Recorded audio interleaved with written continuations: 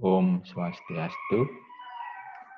Assalamualaikum warahmatullahi wabarakatuh. Salam sejahtera bagi kita semua. Salam, namo buddhaya. Salam ketemu semua adik-adik. Semoga semua dalam keadaan yang sehat walafiat bersama keluarga maupun orang-orang yang dicintai. Dalam kondisi pandemi saat ini tentunya membuat kita harus lebih aware dengan kesehatan, aware dengan lingkungan, aware dengan bagaimana perilaku kita untuk bisa mencegah terhadap terjadinya penularan kasus dan meningkatkan derajat kesehatan. Nah, disinilah pentingnya kenapa kita harus mampu dan bisa memberikan promosi kesehatan, health promotion. Mungkin adik-adik sudah ketahui di media sosial dan lain sebagainya bahwa pada kondisi saat ini banyak masyarakat tidak percaya dengan keadaan atau virus corona ini. Sehingga mereka berperilaku yang kurang baik. Sehingga akan bisa mempengaruhi daripada kesehatannya. Kenapa mereka melakukan hal itu? Tentunya ada beberapa alasan. Ya, apakah mereka itu tidak tahu, kemudian tidak percaya, dan lain sebagainya terkait dengan virus tersebut. Nah, itu yang harus bisa kita luruskan di masyarakat. Bagaimana caranya? Ya, memberikan promosi kesehatan tersebut. Sehingga promosi kesehatan ini sangatlah penting untuk bisa kita sebagai tenaga kesehatan memberikan hal tersebut kepada baik itu individu, keluarga, maupun masyarakat. Nah, sehingga itulah dasarnya kenapa kita sebagai tenaga kesehatan di mata kuliah ini untuk perlu memahami daripada promosi kesehatan tersebut. Ya, itu dasarnya adik-adik, sehingga kita perlu bahas di mata kuliah ini. Kenapa itu sangat penting. Nah, barangkali untuk selanjutnya bisa kita lihat apa itu health promotion, apa itu promosi kesehatan. Nah, yang pertama tentu kita akan bahas nanti, baik itu pertemuan saat ini maupun pertemuan berikutnya, berkaitan dengan promosi kesehatan tersebut. Inti pokok bahasan yang akan kita bahas terkait dengan masalah-masalah kesehatan yang perlu kita berikan promosi kesehatan, kemudian apa kebijakannya, dasar pemikirannya, sehingga health promotion itu penting untuk dijalankan. Kemudian apa itu promosi kesehatan, kerangka konsep, ruang lingkup, strategi, prinsip, maupun bentuk-bentuk kegiatan di dalam melakukan promosi kesehatan. Dan terakhir, bagaimana indikator kinerja pelaksanaan promosi kesehatan. Nah, barangkali adik-adik di dalam kehidupan kita sehari-hari ini tidak terlepas dari berbagai problem yang akan bisa kita hadapi bersama. Jadi problem-problem atau masalah-masalah itu sangat kompleks yang berbeda antara satu individu dengan individu yang lain, satu keluarga dengan keluarga lain, maupun satu masyarakat dengan masyarakat yang lainnya. Seperti yang kita gambarkan saat ini, ya, situasi saat ini berbagai macam masalah dihadapi oleh masyarakat. Misalnya ada masalah ekonomi, ya, bagaimana akibat pandemi ini banyak yang tidak bisa bekerja, melakukan usahanya, memenuhi kehidupannya karena kondisi-kondisi pandemi tersebut, sehingga ekonomi sangat berpengaruh. Kemudian yang lain masalah sosial. Ya tentu akibat dari virus ini juga memaksa pemerintah untuk mengeluarkan himbauan-himbauan terkait dengan social distancing, physical distancing. Itu akan berakibat terhadap terjadinya masalah sosial.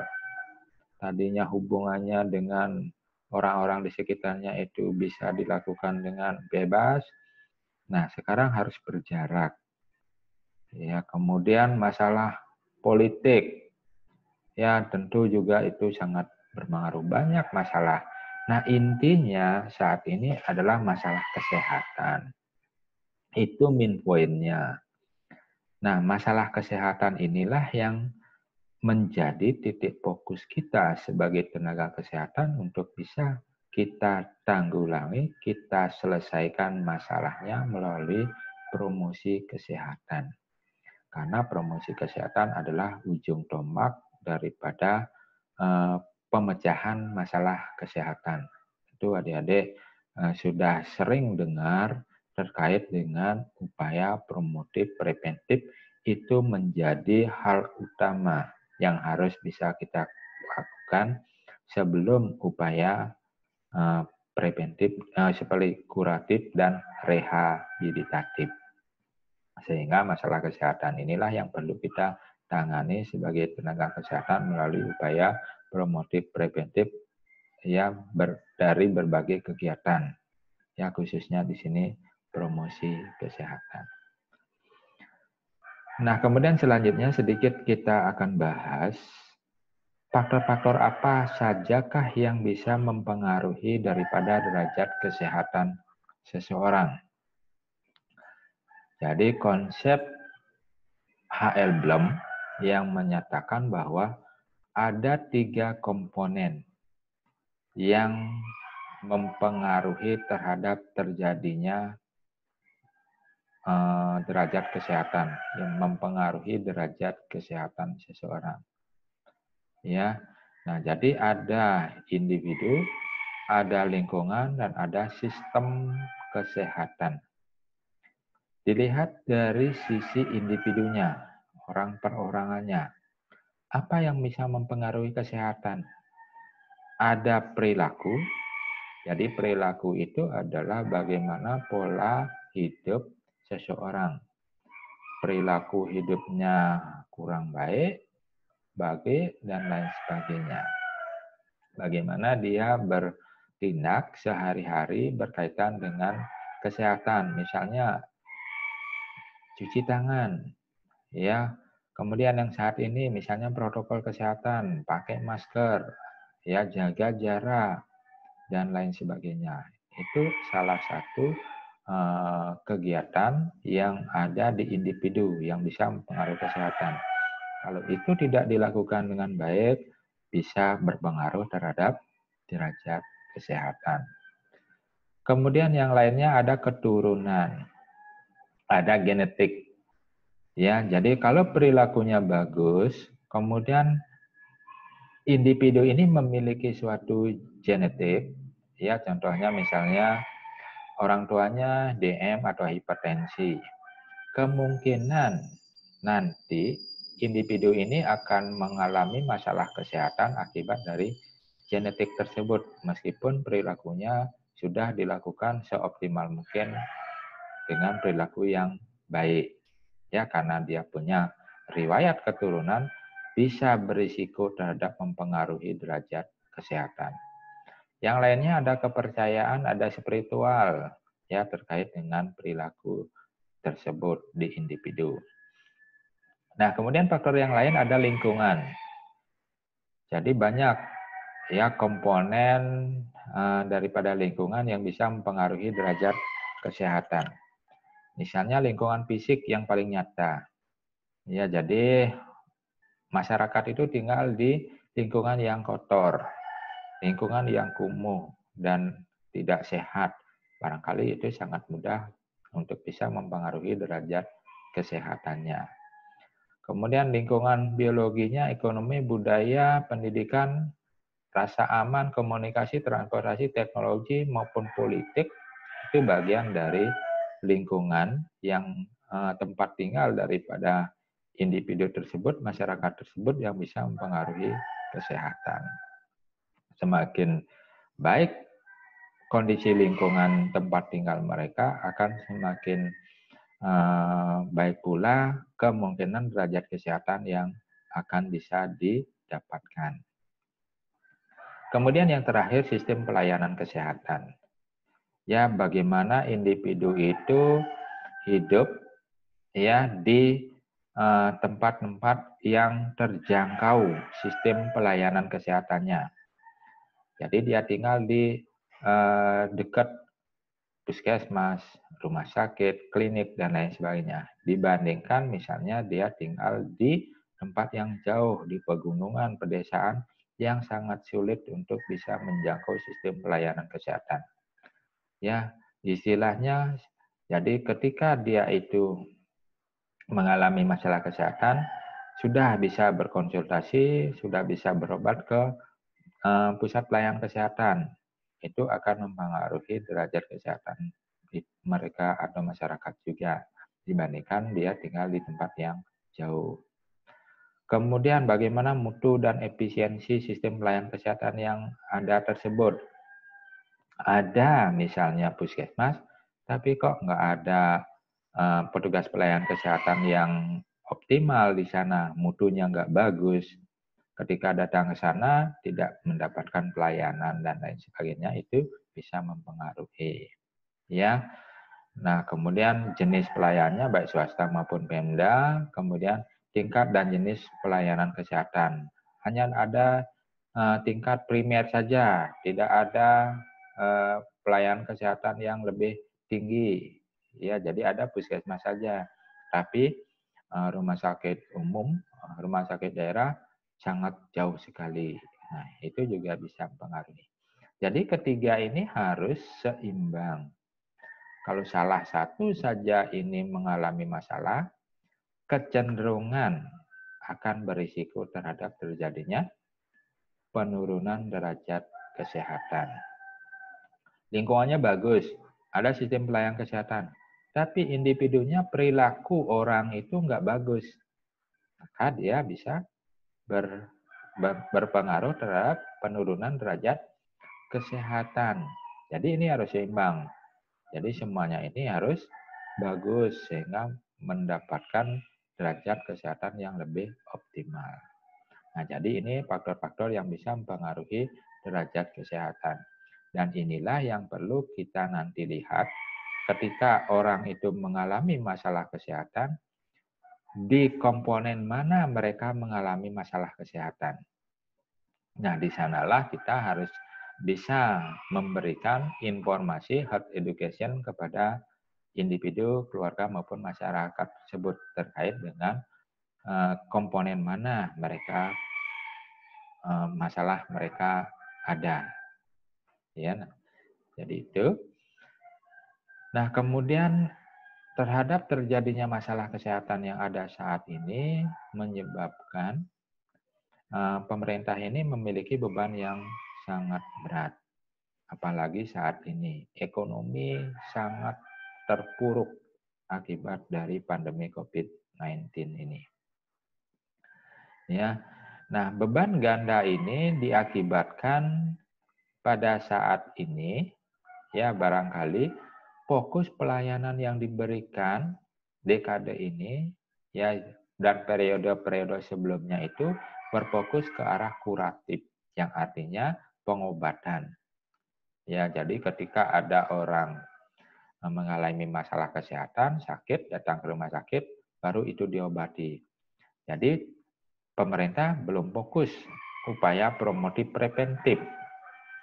Ya, sehingga bebannya pemerintah ketika orang sakit itu banyak, pengeluaran banyak terjadi oleh pemerintah.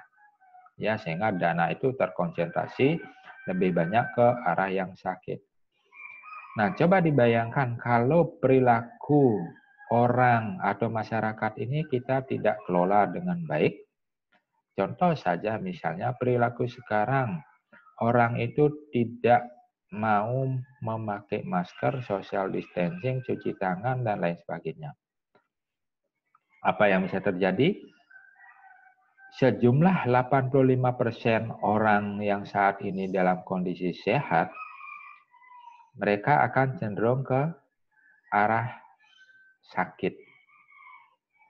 Kalau semakin banyak orang sakit, maka dana yang dikeluarkan pemerintah akan semakin banyak. Karena fokusnya adalah kuratif. Tetapi kalau misalnya fokusnya di sini adalah fokusnya promotif preventif, tentu di sini diberikan promosi kesehatan yang banyak. Orang yang sehat ini akan tetap terjaga sehat, yang sakit ini tetap diberikan promosi juga, dia akan menuju ke yang sehat, maka di sini dana yang dikeluarkan akan semakin minimal. Sehingga itu konsepnya.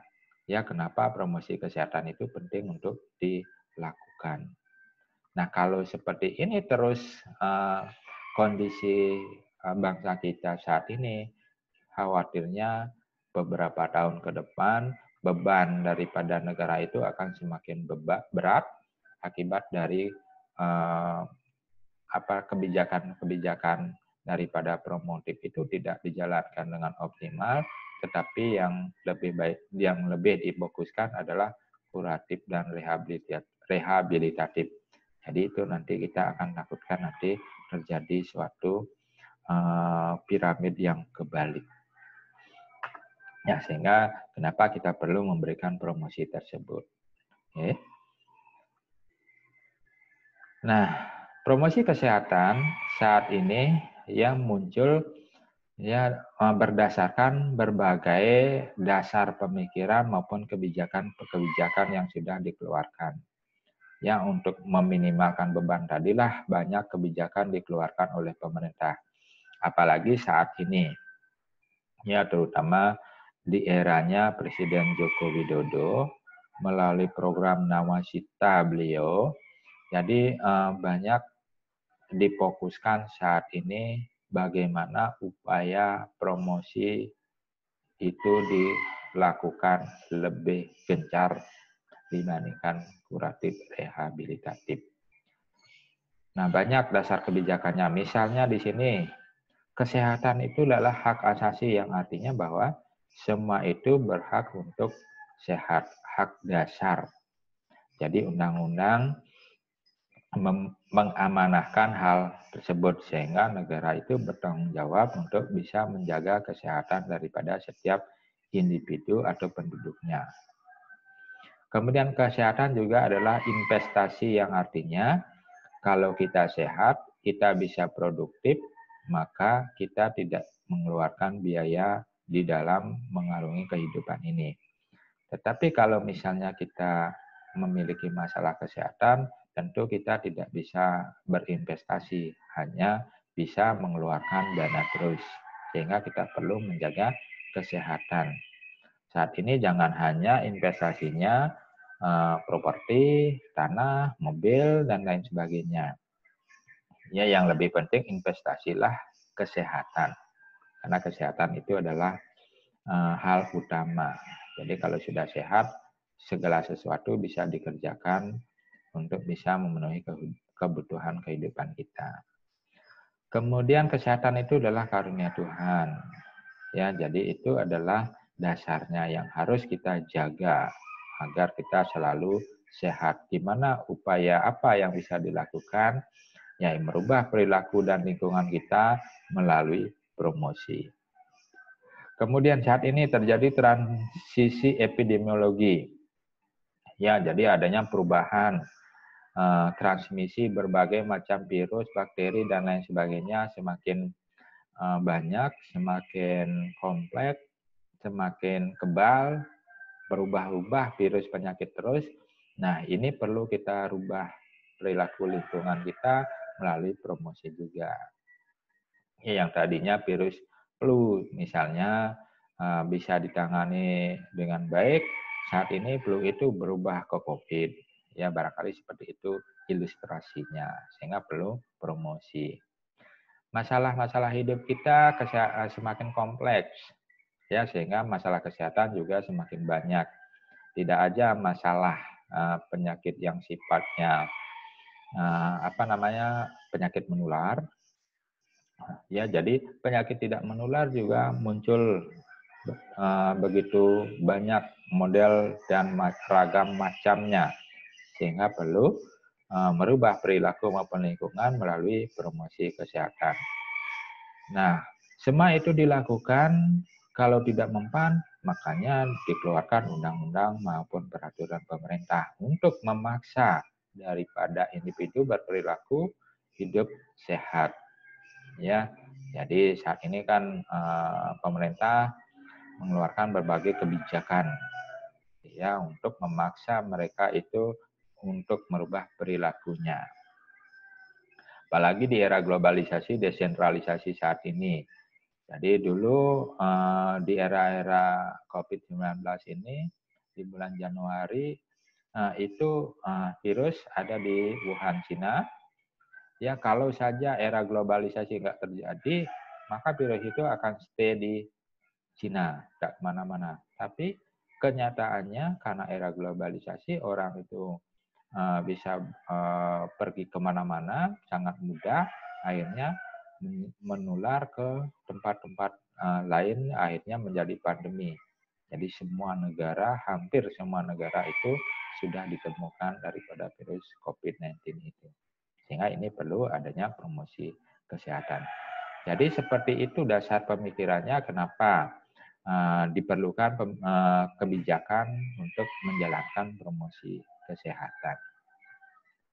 Nah, ini banyak dasar hukum yang lain, undang-undang, peraturan pemerintah, keputusan Menteri Kesehatan, dan lain sebagainya. Ini nggak usah saya jelaskan satu persatu, silakan dibaca.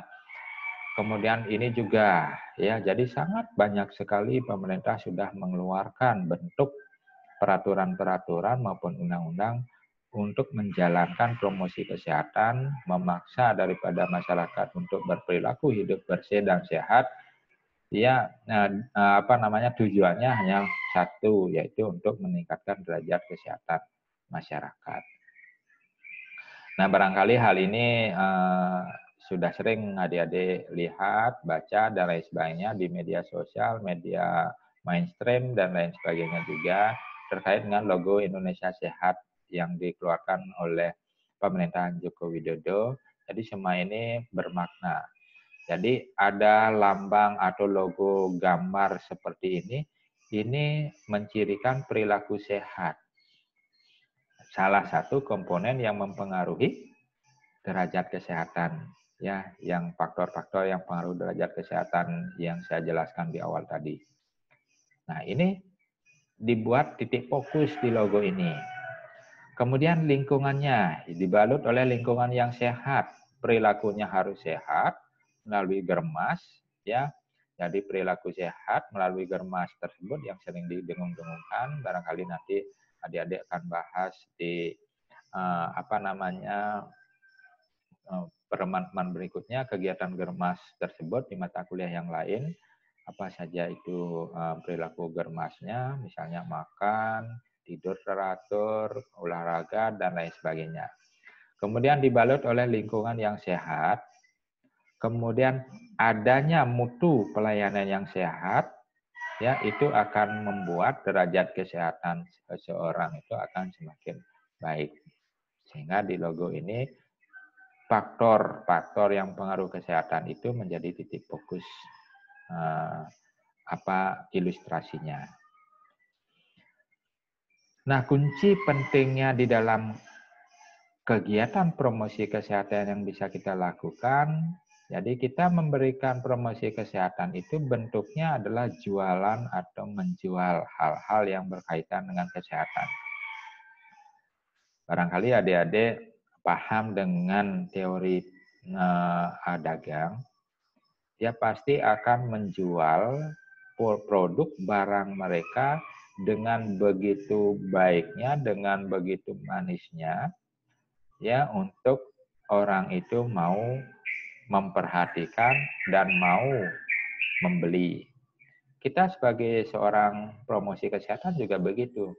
Kita harus bisa meyakinkan orang dengan informasi yang kita berikan, sehingga mereka melakukan apa yang kita berikan tersebut, informasikan tersebut, sehingga meningkatkan kesehatannya. Ya, nah, jadi itu kuncinya. Nah, mungkin selanjutnya kita bahas apa sih sebenarnya promosi kesehatan tersebut. Ya, jadi tadi sudah kita sampaikan beberapa hal, pendahuluan, kebijakan, dan lain sebagainya yang berkaitan dengan promosi kesehatan. Nah, berikutnya, promosi kesehatan itu sebenarnya apa sih definisinya? Jadi promosi kesehatan adalah segala bentuk kombinasi pendidikan kesehatan dan intervensi yang terkait dengan baik itu ekonomi, politik, organisasi, di mana hal itu dirancang untuk memudahkan terhadap terjadinya perubahan perilaku maupun perubahan lingkungan yang kondusif bagi kesehatan. Ya, nah jadi ini fokusnya bagaimana merubah perilaku dan lingkungan yang lebih baik untuk meningkatkan derajat kesehatan. Itu dikembangkan oleh Lawrence Green tahun 1984. Nah, kemudian yang lainnya WHO. Organisasi Kesehatan Dunia tahun 1984 juga mengeluarkan konsep definisi daripada promosi kesehatan. Jadi WHO menyatakan bahwa promosi kesehatan itu adalah suatu proses yang membuat seseorang itu mampu untuk bisa meningkatkan dan kontrol terhadap perilakunya sehingga bisa memperbaiki kesehatan mereka. Sehingga diharapkan individu itu bisa kontrol perilakunya untuk memperbaiki kesehatan mereka. Kontrolnya seperti apa? Ya, jadi mereka harus berperilaku yang sehat. Nah, kemudian melalui pertemuan-pertemuan dunia, Piagam Ottawa yang sering disebut atau dikenal dengan Ottawa Charter, itu tahun 1986. Jadi promosi kesehatan itu adalah proses untuk meningkatkan kemampuan orang dalam mengendalikan dan meningkatkan kesehatannya. Ya, jadi hal itu untuk mencapai keadaan sehat, maka seseorang atau kelompok harus mampu mengidentifikasi dan menyadari aspirasi, memenuhi kebutuhan, dan merubah atau mengendalikan lingkungan. Jadi sepertinya dari 3 konsep tadi, semuanya sepakat bahwa yang harus dirubah itu adalah perilaku, ya, melalui program promosi kesehatan. Jadi tujuan akhir daripada promosi yang bisa kita simpulkan adalah orang itu sadar akan pentingnya kesehatan bagi mereka, ya, sehingga mereka sendirilah yang akan melakukan usaha-usaha untuk menyehatkan dirinya. Jadi harus sadar dari dalam hati mereka untuk melakukan kegiatan atau perilaku hidup sehat agar tercapai kesehatan secara mandiri.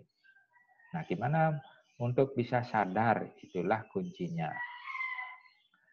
Nah, sehingga untuk bisa meningkatkan kesadaran itu, jadi ada 2 aspek yang harus bisa kita capai ketika kita memberikan promosi kesehatan. Yang pertama, individu itu mau mendengarkan, melakukan, ya, akan mengerjakan, dan lain sebagainya dari informasi yang disampaikan. Dan yang kedua, dia bisa merubah perilakunya, mampu mengerjakan hal tersebut. Jangan hanya mau.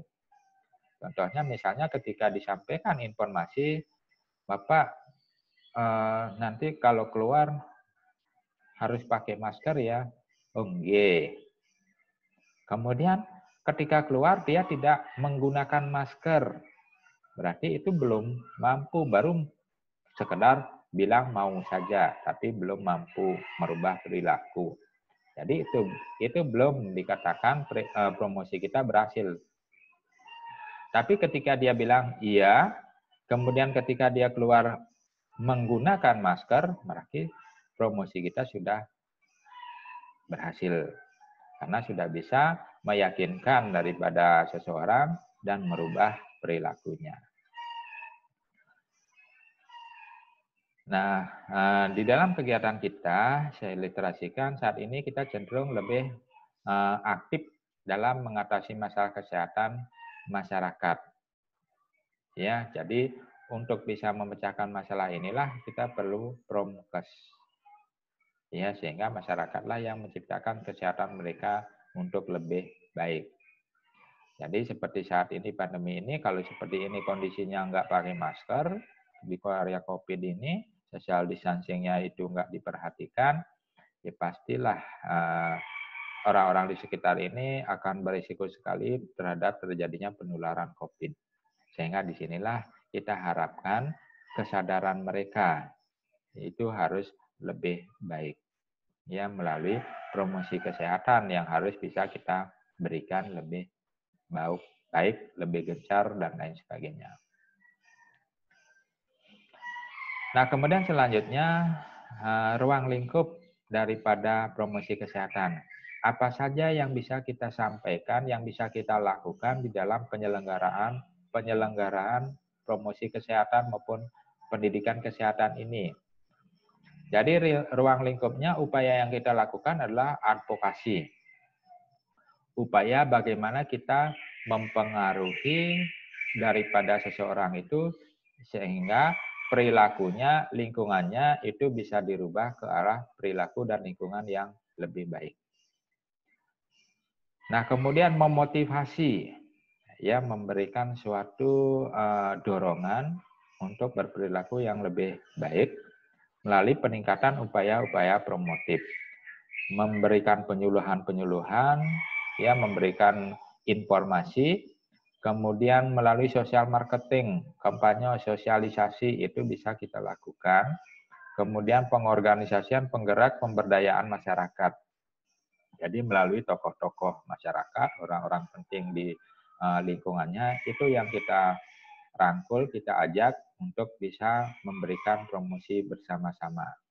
Ya, atau upaya-upaya lain sesuai dengan keadaan dan perkembangan di masyarakat itu sendiri. Ada LSM dan lain sebagainya, itu bisa kita libatkan di dalam upaya pemberian pendidikan kesehatan. Jadi itu ruang lingkup kegiatan promosi yang bisa kita lakukan.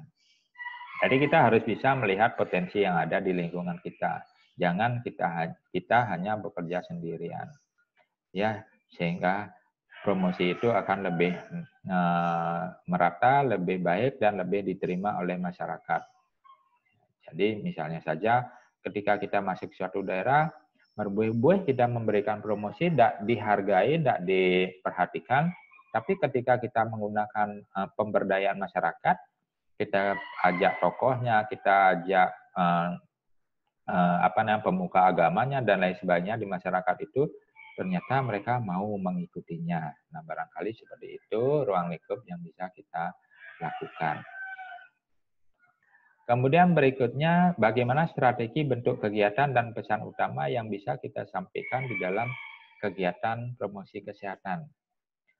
Nah, jadi strateginya bagaimana kita memberikan suatu advokasi sehingga mereka itu mau terpengaruh untuk melakukan apa yang kita sampaikan melalui bina suasana kegiatan di masyarakat atau melalui gerakan pemberdayaan masyarakat.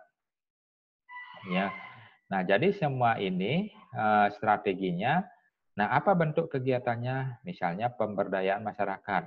Kita menggunakan tokoh-tokoh masyarakat, orang-orang yang memang dipercaya untuk melakukan promosi kesehatan.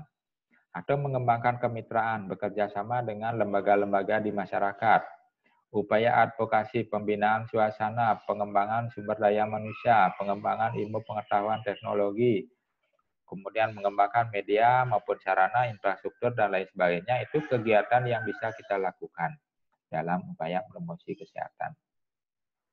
Nah, pesan utama yang disampaikan tentu tema yang harus kita sampaikan yang paling utama, kesehatan itu adalah hak asasi dan kesehatan itu merupakan suatu investasi ya yang harus bisa kita jaga. Di mana fokusnya adalah ketahanan keluarga, peduli terhadap lingkungan. bagaimana kita bisa meningkatkan derajat kesehatan di masing-masing keluarga. Prioritasnya bagaimana meningkatkan aktivitas fisik melalui olahraga, diet, ya, gizi yang seimbang, tidak merokok, ya. Nah, jadi ini bisa kita lakukan pesan-pesan utama kepada masyarakat. Nah, pada prinsipnya promosi itu adalah pemberian informasi, pencegahan terhadap terjadinya suatu masalah, kemudian perlindungan terhadap diri sendiri agar masalah itu tidak mengenai baik itu individu, keluarga, masyarakat.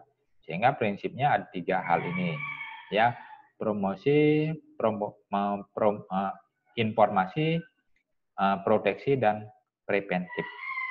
Ya, jadi ini kita harus galakkan di dalam kegiatan promosi kesehatan. Kalau ini tidak mempan, tidak mampu, baru dia akan mungkin mengalami masalah kesehatan, sakit, baru kuratif dan rehabilitatif. Nah, barangkali itu yang bisa kita diskusikan pada pertemuan awal ini, pada pertemuan perdana ini terkait dengan topik konsep promosi kesehatan. Sehingga nanti kita akan lanjutkan di pertemuan berikutnya. Mudah-mudahan apa yang bisa saya sampaikan tadi bisa diikuti, kemudian bisa disimak dengan baik. Kemudian kalau belum paham barangkali bisa dicari, di searching di internet terkait dengan konsep-konsep daripada promosi kesehatan tersebut. Nah, kalau memang ada yang belum jelas juga, jadi di dalam waktu pertemuan ini nanti adik-adik bisa sampaikan baik itu via WA chat maupun WA call maupun voice message. Jadi untuk bisa menyampaikan hal-hal yang kurang jelas sehingga nanti bisa kita diskusikan lebih lanjut terkait dengan hal-hal tersebut. Nah, barangkali itu yang bisa saya sampaikan di awal ini. Terima kasih atas perhatiannya. Kita akan akhiri presentasi atau penjelasan dari saya ini. Silakan selanjutnya adik-adik membaca dan mempelajari lebih lanjut. Ya, terima kasih. Selamat pagi. Om Santi Santi Santi Om.